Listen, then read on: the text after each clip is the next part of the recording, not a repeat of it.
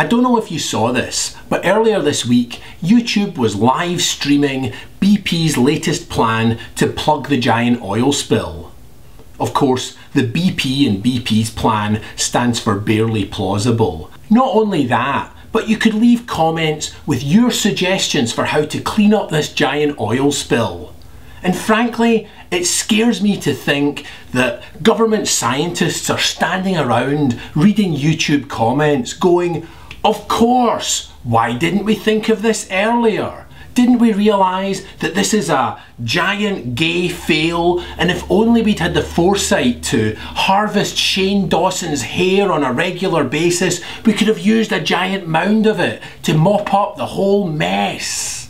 One can only hope that the best of those suggestions invoked the internet's leading situational severity analyst. I speak, of course, of Keyboard Cat.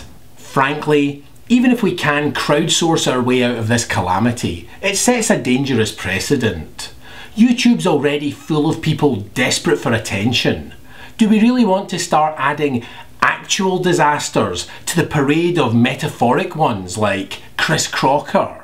The last thing we need is for some seismic disaster in waiting to get a look at the oil spill's view count and be all, "Hey, wait a minute, look at me, over here. Watch me rub up against myself and shake things up a bit. Why don't I take these two giant, quivering mounds of earth and I'll have the classic cleavage thumbnail? Don't we have enough skateboarding dogs and kung fu bears without having to add some auto-tuned aeroplane accidents or breakdancing tsunamis? We don't need an attention-whoring hurricane on the homepage.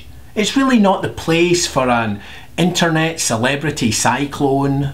Of course, hurricanes and cyclones are natural disasters and the oil spill's a man-made one, so clearly my metaphor's a little shaky here.